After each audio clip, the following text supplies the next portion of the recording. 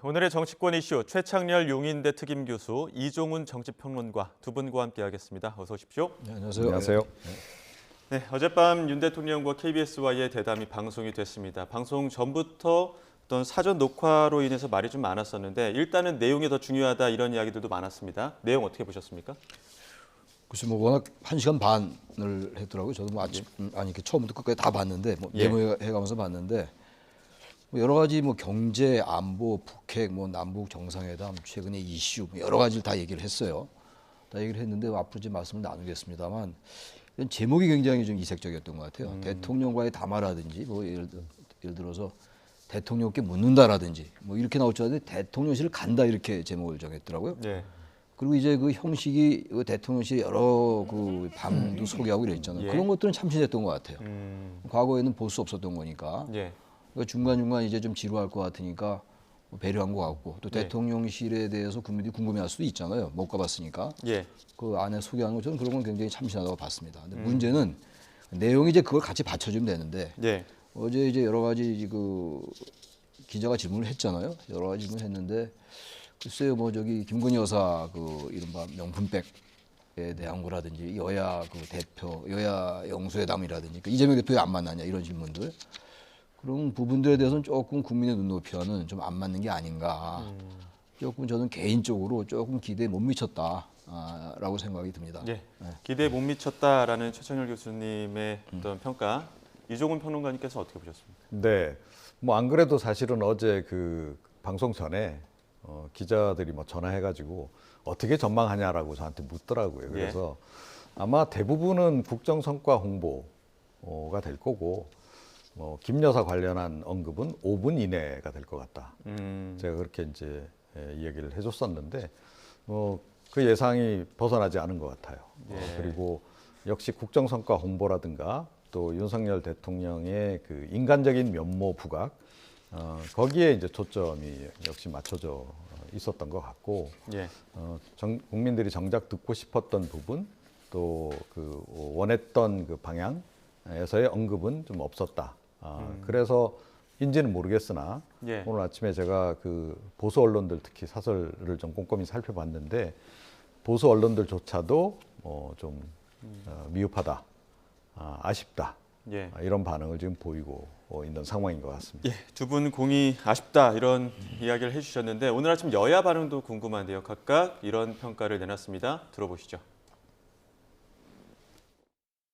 국민 눈높이에 맞췄다고 보세요? 한 5글자만 드릴게요. 그러니까 대통령께서도 계속 아쉽습니다 했는데 저도 똑같은 말씀을 반복할게요. 아쉽습니다. 해서 저기 가봐야 되거든요. 정말 저 연탄봉사. KBS와 대통령은 김건희 씨의 보호를 위해서 금품 수수에 대한 사과는커녕 유감도 하지 않았습니다. 최소한 금품 수수에 대해서 한마디 사과는 할 줄 알았던 대다수의 국민분들은 분노할 수밖에 없었을 것입니다. 김건희 씨가 현 정부의 최우선순위고 이 관련된 치부와 범죄는 대통령과 정부가 어쩔 수 없는 성역이 돼버린 것입니까? 물론 국민의힘 이용호 의원은 대통령실에 초대받은 느낌이었다 이런 이야기도 했습니다만 그럼에도 불구하고 지금 여당의 김경률 비대위원도 5글자로 아쉽습니다. 두 분의 의견과 같았었는데 뭐 여러 가지 발언이 있었습니다. 한동훈 비대위원장과 관련된 발언, 김건희 여사 발언, 뭐 아니면은 이재명 대표와의 만남에 대해서 답변도 있었는데 두 분 가장 아쉬웠던 게 있다면 어떤 게 있을지 한 가지씩만 짚어볼까요? 제가 아까 잠깐 말씀드린 그 두 가지입니다. 저는 일단 이재명 대표와의 그 만남이 없느냐. 예. 거기에 대해서 여당 지도부가 이제 안 만나게 되면 안 된다. 근데 그게 조금 엉뚱한 대답이라고 저는 느꼈어요. 왜 지금 그 얘기를 물어봤을까? 그거는 이제 그동안 역대 어느 정부도 대통령과 야당 대표가 만나긴 만났거든요. 근데 아직 한 번도 안 만났단 말이에요. 그러니까 어제 그 기자가 그렇게 질문을 하더라고요. 뭐 이제 그 검사와 뭐 피의자의 관계 때문에 그랬는데 뭐 웃으면서 그건 아니다라고 이제 말씀을 했는데 거기에 대한 대답이 좀 미흡했다고 보고 역시 김건희 여사 문제였던 것 같아요. 어떤 형태로든 간에 좀 사과를 하기 싫으시면 좀 다른 방법으로도 얘기할 수 있었을 텐데 좀 파우치 얘기를 하면서 말씀을 하면서 경호 문제를 얘기하고 그게 관저가 아니고 사저였다라는 얘기를 하고 또 박절하게 대할 수 없다. 이건 사실은 김건희 여사의 이른바 명품백 논란을 보는 관점과는 많이 떨어져 있잖아요. 그러니까 이게 이제 생각은 다 다를 수 있어요. 예. 근데 생각은 다를 수 있고 이제 사과를 해야 된다는 측도 있고 그렇지 않다는 측도 있습니다. 좋습니다. 다 좋은데 적어도 그 현재의 국민들의 여러 가지 관심과는 너무 동떨어진 쪽의 관점을 가지고 있는 게 아닌가라는 측면에서 저 정도 대답까지는 아니었을 것 같은데 그래도 예. 사과까지는 아니더라도 최소한도 그래도 중도층 유권자들이 저 정도면 그래도 대통령으로서 당신의 아내의 문제니까 괜찮겠다라고 얘기가 나올 수 있었을 것 같기도 한데 뭐 야당이 요구하는 그 정도는 아니더라도 예. 근데 너무 이제 관점을 달리 다른 관점에서 접근했던 것이 아닌가라는 게 저의 소회였습니다. 예. 이종훈 평론가님께서 어떻게 보셨습니까? 네, 그러니까 사실은 이제 그 사과를 과연 할 것인가, 그 부분. 예, 해명을 할 것인가. 그래도 뭐 해명 정도는 하지 않을까. 그러니까 김 여사 명품백 관련해서 예. 그게 초미의 관심사였습니다. 이번 같은 경우에 사실은 대통령이 이렇게 KBS와 대담 형식을 택하게 된 것도 결국 그 명품백 관련한 부분에서의 그 민감성 때문에 예. 사실은 뭐 기자회견도 안 열고 이런 식의 방식까지 택했단 말이에요. 내용 때문에 사실은 형식까지 바꾼 그런 중요한 결정까지도 이제 한 그런 상태였다라고 전제한다면 어제 대담에서는 국민들에 대해서 확실하게 의사 표현을 정확하게 했어야 된다라고 저는 생각해요. 그런데 어제 대통령의 이제 그 발언 내용을 보게 되면 마치 그 김 여사의 변호사가 된 것처럼 이야기를 하셨다. 그러니까 뭐 모르겠습니다. 워낙 이제 검찰 출신이시기도 하고 또 이 정부에서 특히 그 리걸 마인드를 굉장히 강조하기 때문에 뭐 그런 관점에서 이제 이야기하신 것 같아요. 그래서 김 여사가 향후에 혹시 이와 관련해서 뭐 어떤 검찰 수사를 받게 된다거나 또 나중에 뭐 재판에 들어간다거나 그때를 대비해서 법적으로 좀 문제가 될 만한 발언들을 다 지금 삭제하다 보니 이런 일이 벌어진 게 아닌가 싶어요. 그러니까 뭐 사과를 한다거나 뭐 약간 유감 표명도 좀 강하게 할 경우에는 자칫 이 뭐 마치 그 명품백 수수한 것을 사실로 인정하는 것처럼 이렇게 된단 말이에요. 그러니까 자칫 잘못한 불법 행위를 인정한 것처럼 이렇게 되는 거죠. 예. 그런 부분 때문에 제가 보기에는 그런 법적인 부분에서의 논란의 여지들을 다 없애다 보니까 굉장히 무미건조한 그런 답변이 나올 수밖에 없었다. 예. 그런데 그 뭐 리걸 마인드의 측면에서는 그게 맞는지 모르겠는데 국민 정서는 그게 아니죠. 그래서 사실은 이 국민들이 또 보수 언론들조차도 이 부분에 대해서 굉장히 실망감을 좀 표하고 있는 게 아닌가 이렇게 생각을 합니다. 예. 그 한동훈 위원장과의 갈등에 대한 이야기들도 있었는데 한동훈 위원장과는 총선 이후에 만나기로 했다. 총선 이후에 얘기하자 이런 이야기 했었거든요. 그 관계 설정에 대해서 어떻게 바라보고 계십니까? 뭐 그 얘기야 대통령으로서는 그 정도 수준밖에 얘기하기 못할 거예요. 더 이상 어떻게 얘기를 하겠습니까? 그리고 지난번에 이제 그 뭐 사퇴 관련 얘기가 있었고 갈등이 있었단 말이에요. 그래서 일단 뭐 봉합이 됐다고 보는 건데 대통령으로서는 그 정도 수준의 얘기밖에 못할 겁니다 아마. 그러나 이제 문제는 한동훈 위원장이 이제 이 부분에 대해서 앞으로 이제 어떤 수위의 발언을 해 나갈 것인가가 중요해요. 오늘 뭐 질문에 그건 없습니다만 한동훈 위원장도 이제 관훈 클럽 토론을 했잖아요. 근데 예. 거기에 대해서도 한동훈 위원장도 너무 이렇게 두리뭉실하게 넘어가는 것 같아요. 제가 제일 어제 관심 있게 봤던 거는 적어도 지금 이 정치적인 차원 그리고 이제 국민들의 정서의 측면에서 대통령이 접근할 수 있을까를 봤는데 예. 그 부분이 아쉬웠다고 제가 말씀드리는 거거든요. 예. 그리고 이제 이 명품백 문제에 대해서도 뭐 어쨌든 공작이다, 몰카다 이런 쪽을 강조하면 이게 국민 정서에 안 맞을 것이다라고 제가 말씀드린 기억이 있는데 그런 말씀을 했단 말이에요 어제. 그러니까 이 부분은 어쨌든 국민들 이게 뭐 근데 야당이 계속 이 문제를 가지고 문제 제기하기는 어려울 거예요. 한계가 있죠. 근데 중요한 건 이겁니다. 선거가 이제 좀 다가오고 있잖아요. 60여일 앞으로 다가왔는데 유권자들 물론 유권자라고 다 같은 건 아니겠습니다만 유권자들이 보기에 특히 중도층 유권자들이 보기에는 그런 그 대통령의 인식 이런 게 남아 있을 거라고요. 잔상으로. 시간이 꽤 많이 남는 선거가 아니기 때문에. 예. 야당의 문제 제기가 문제가 아니라 국민들이 어제 그 대담을 보고 특히 김건희 여사 문제라든지 다른 여야 영수회담에 관련된 대통령의 의식 이런 것들이 인식 이런 것들을 보고 어떻게 판단할 것인가. 야당에 대한 비판은 별개로 하더라도 그런 부분들이 전 유권자들의 의식 속에 차곡차곡 쌓이면 결국은 국민의힘에 불리할 수 있지 않느냐 이렇게 생각합니다.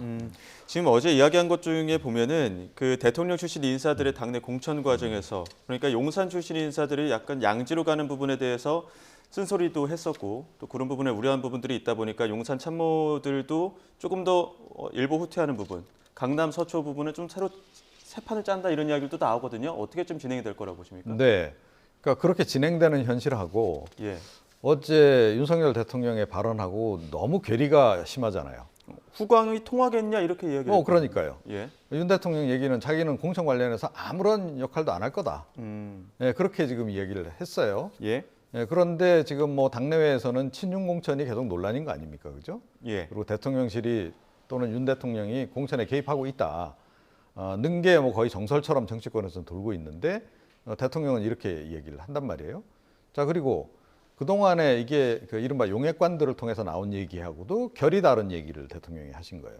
그동안에 용액관 통해서 그러니까 용산 대통령실 관계자 발로 나온 내용들 지난번에 이제 그 한동훈 위원장하고의 갈등이 불거졌을 때 4천원 안 된다. 시스템 공천해야 된다. 예. 는 얘기라든가 또 조금 전에 말씀하신 뭐 박진 전 장관이라든가 뭐 이런 사람들 뭐 이렇게 예. 양지로 가는 부분에 대해서 뭐 대통령이 조금 이제 뭐 좀 불쾌했다라는 그런 보도라든가 그런 보도가 나오면 안 되는 거죠, 사실은.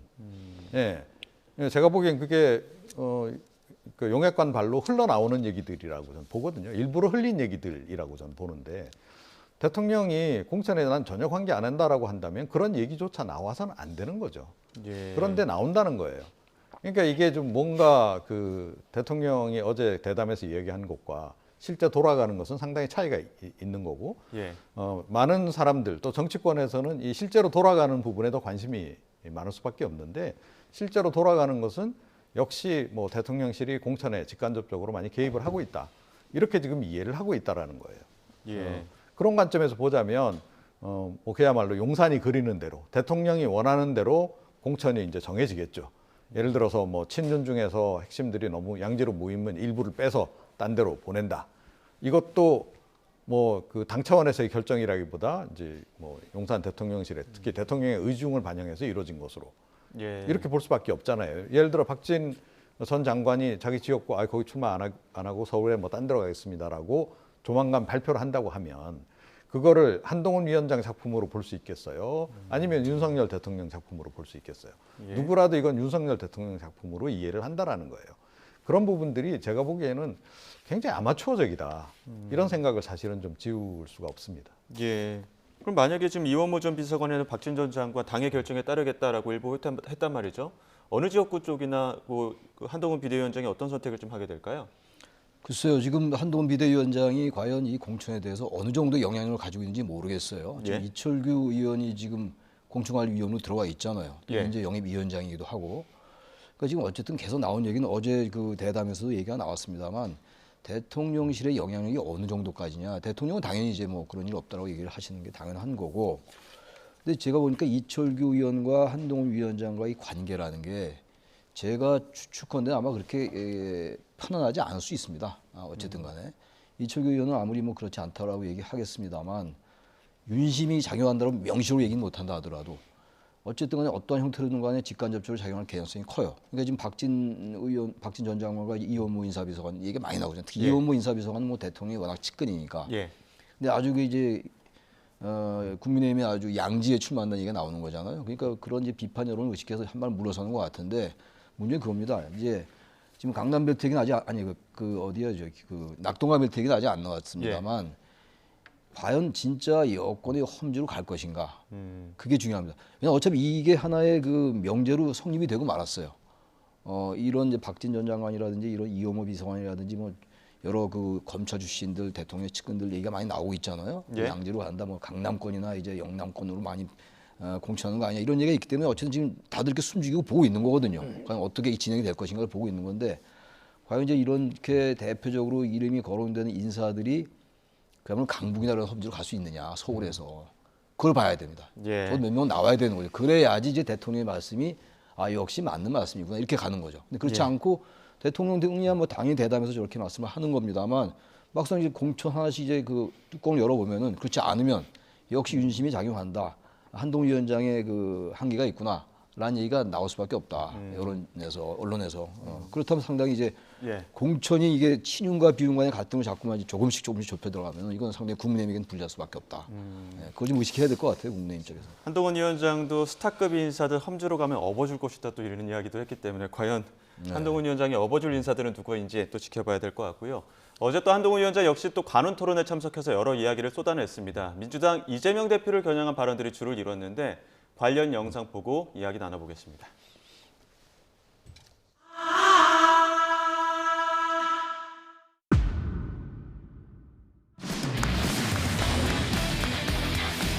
입장 바꿔 생각해 보더라도 4월 10일 이후에 제 인생이 좀 꼬이지 않겠습니까? 좀 꼬이지 않겠습니까? 이기든 지든. 저는 그걸 알고 나왔습니다. 그 이유는 정말 생각하지 않고 있습니다.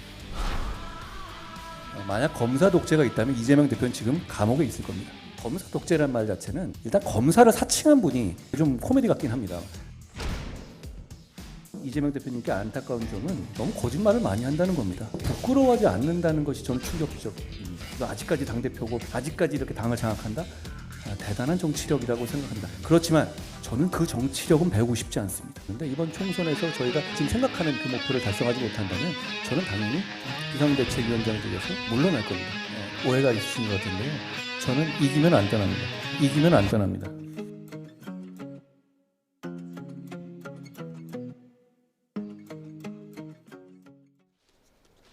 이재명 대표의 장점으로 대단한 정치력을 꼽았는데 그렇게 칭찬처럼 또 들리진 않는 것 같아요. 뭐 칭찬 전혀 아니죠. 네. 그건 이제 좀 비판적으로 얘기한 거죠. 제가 봐도 이재명 대표는 대단한 정치력입니다. 어쨌든 아직은 뭐 최종적인 이제 결론이 나는 거는 사법부의 결론이 난 건 아무것도 없습니다만 굉장히 지금 혐의가 많은 상태고 기소가 된 재판 중에 있는 사건이 있단 말이에요.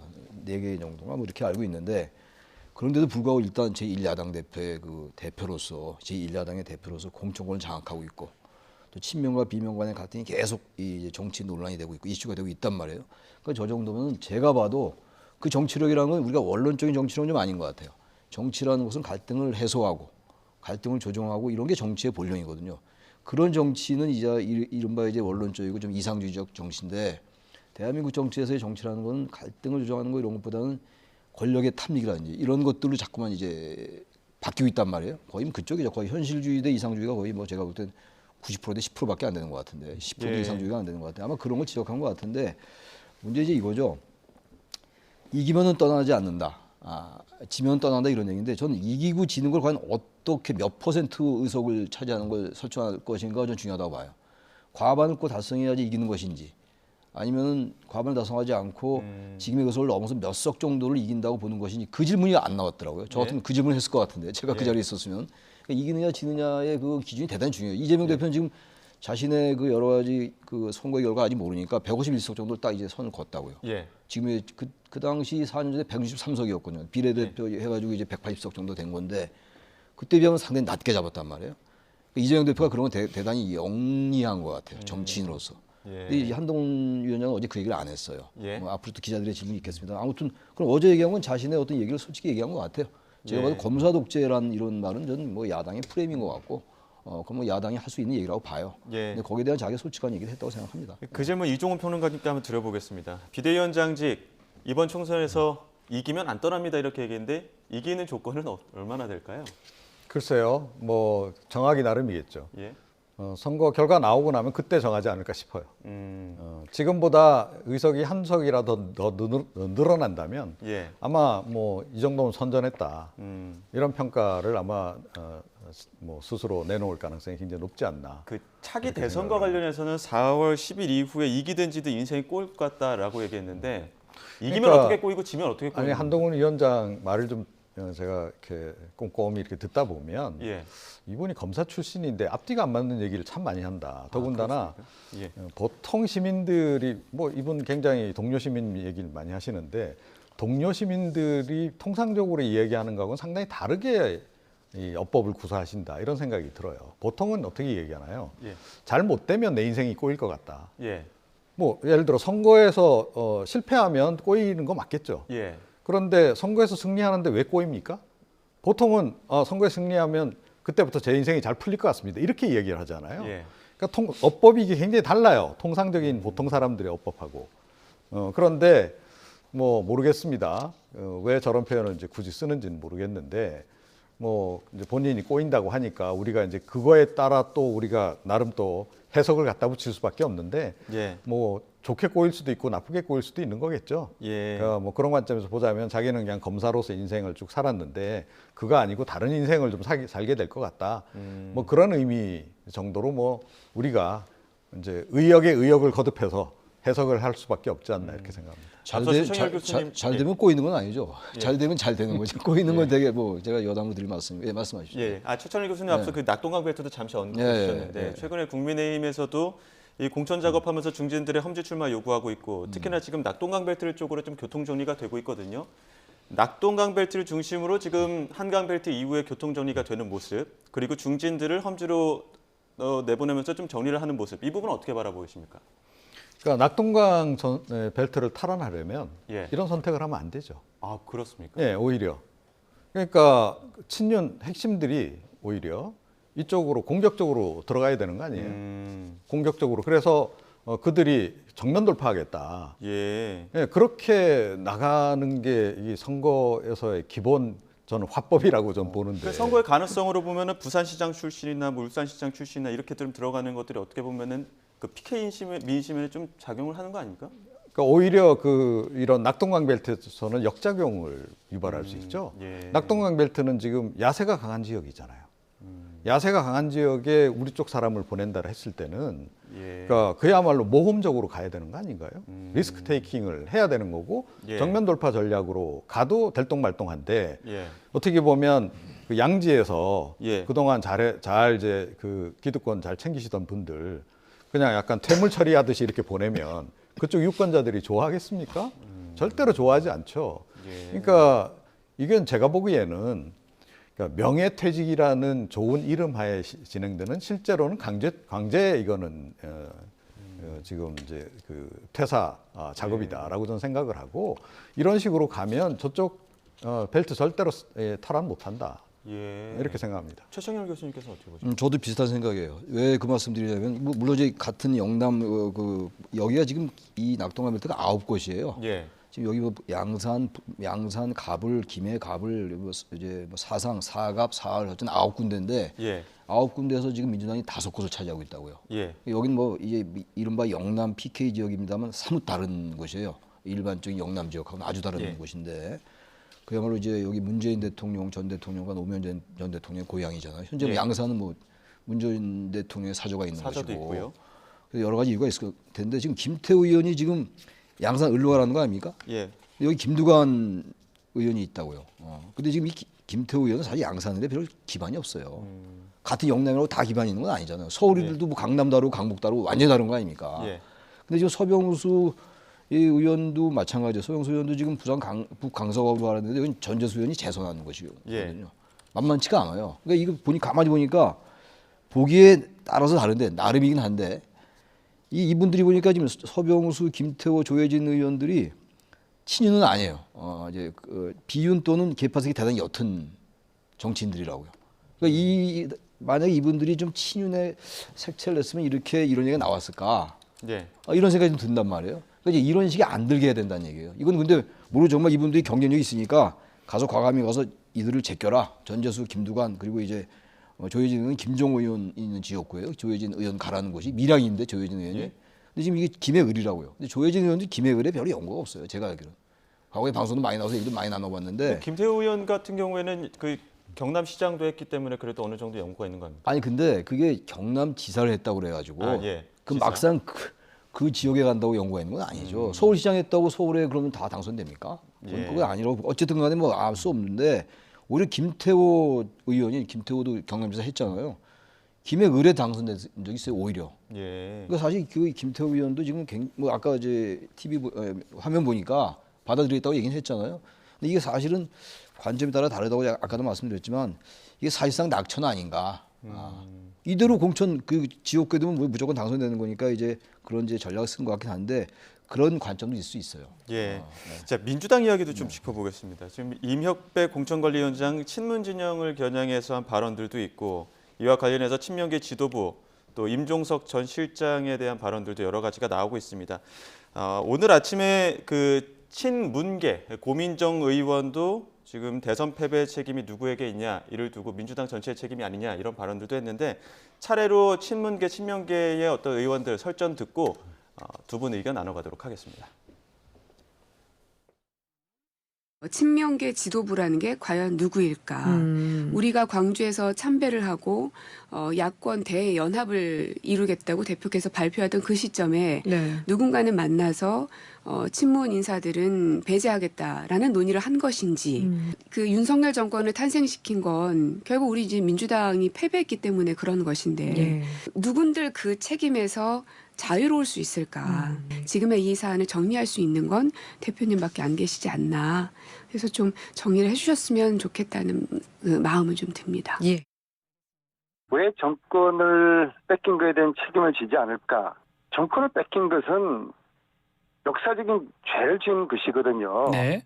물론 뭐 저도 책임도 있고 민주당 국회의원들 다 책임이 있고 그렇겠지만은 근데 뭐 공통 책임은 무책임이죠. 그런데 문재인 대통령을 가장 가까이서 모셨던 비서실장 그런 분들은 역사적인 책임을 져야 되죠. 일단 고민정 의원 발언부터 짚어보겠습니다. 지금 한 언론 보도를 통해서 보면 친명계 지도부가 비공개 회의를 통해서 임종석 비서실장 출마는 안 된다 이렇게 좀 가닥을 잡았다는 방침을 세웠다는 거 아닙니까? 그러다 보니까 고민정 최고위원도 나도 지도부인데 광주에서 같이 있었을 때 그런 얘기 한 번도 없었다. 그런 이야기 없다 이렇게 좀 일축하는 부분들이었거든요. 어떻게 들으셨습니까? 네, 뭐 친명계 핵심들이 모여서 몇 명이서 그냥 비공개 회의했겠죠. 예. 예, 뭐 정치권에서 흔한 방식이고요. 뭐 이런 논의를 공개적으로 했을 리는 없는 거고. 그러면은 네. 출마는 안 된다 이게 가닥이 좀 잡힐 거라고 보시는 겁니까? 그러니까 결국은 뭐 이제 그 민주당 내의 그 핵심 친명 그들이 원하는 방향대로 흘러가는 겁니다. 그러니까 민주당 그 혁신행동이라고 그 원외 그 친명 단체 있잖아요. 예. 그쪽에서 먼저 이 문제를 제기를 하고 나왔었거든요. 예. 윤석열 정권 탄생에 책임 있는 사람들 나올 생각하지 마라. 결국 뭐 임종석, 뭐 노영민 전 비서실장 이런 사람 나오지 말라는 얘기를 그쪽에서 먼저 들고 나왔어요. 그러더니 이제는 이제 친명 사이에서 그게 아주 인식이 공유가 되면서 예. 이제 그들 대부분이 이제 이 얘기를 지금 하고 나오고 있는 그런 그 예. 상황이다. 그리고 뭐 당연히 이제 개딸들이나 이런 사람들도 이제 그 방향으로 몰고 가는 거죠. 이재명 대표는 가만히 있어도 돼요. 그냥 이 사람들이 다 알아서 분위기를 그렇게 몰아가기 때문에 예. 결국은 이제 그 출마를 좌절시키기 위한 방향으로 가고 있다. 예. 이렇게 생각을 합니다. 그러니까 고민정 의원은 그 윤 정권 탄생의 배경은 민주당 전체의 책임이 있다. 그렇게 볼 수도 있다 이런 얘기를 했었고 안민석 의원은 공통 책임은 무책임이다.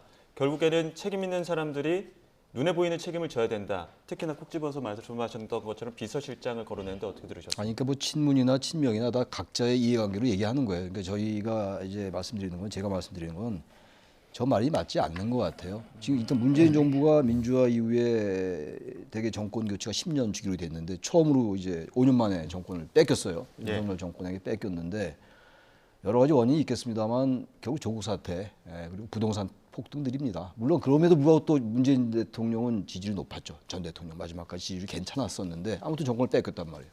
불과 23만 표 차에 불과했지만 근데 저는 저 논리가 좀 이해가 안 가는 게 문재인 정부 책임이 있습니다. 예. 그 윤석열 정부 들어와서 이 여권 인사들이 문재인 정부의 책임을 많이 돌렸어요. 그때 왜 그 얘기 안 했죠? 당연한 지적을 한 거네요. 그렇다면 문재인 정부 지적을 했으니까 윤석열 정부 인사들이 그때 막 문재인 정부 탓하지 말라고 그랬다고요. 또 친명들도. 이제 와서 선거 앞두고는 갑자기 문재인 정부 탓을 하면은 이게 친명과 친문 간의 갈등을 어떻게 안 보냐고요. 그게 아까 프레임이라고 아까 화면에 나오던데 예. 그렇게 볼 수밖에 없죠. 언론이나 우리 일반인들은 말이죠. 또 하나 문제가 물론 이재명 대표는 나중에 후보가 됐습니다만 이재명 후보는 막상 선거에 진 건 이재명 후보예요. 이재명 후보가 책임을 느껴야죠. 근데 책임지지 않았잖아요. 바로 선거에 나오고 당대표 됐지 않습니까? 왜 그런 걸 같이 지적하면서 얘기를 해야죠. 그래야 논리적이고 아 형평성이 있구나 이렇게 생각하는 거지. 이재명 대표는 완전히 빼고 대표님이 결정해야 된다고 얘기하면서 문재인 정부만 책임이 있다라고 얘기하면 도대체 이해가 안 가요. 이 정치적 논리가 이해가 안 간다고요. 그러니까 완전히 이제 계파 자신의 친명 그룹이 앞으로 약진해야 된다는 그런 인식밖에 없더라고 생각할 수밖에 없고 그 이유는 제가 볼 때 총선 이후를 생각하는 것 같아요. 총선 이후에 이제 친문과의 여러 가지 그럼 총선 이후에 얼마 있다 대선 얘기 나올 거 아닙니까? 예. 그러니까 친문을 일단 좀 배제해야 되겠다는 생각이 이제 서서히 드는 게 아니냐. 임종석 전 비서실장 중심으로 구심점으로 좀 모일 수도 볼 수 있겠다. 있다는 생각 때문에 굳이 저렇게 지금 선거 앞두고 친문과 친명 간의 갈등을 비칠 수 있는 그런 프레임이 있음에도 불구하고 왜 저런 위험한 걸 택하냐고요. 총선 이후를 많이 생각하지 않느냐 이렇게 봅니다. 예, 알겠습니다. 여기까지 듣도록 하겠습니다. 지금까지 최창렬 용인대 특임 교수, 이종훈 정치평론가 두 분과 함께했습니다. 오늘 말씀 고맙습니다. 네.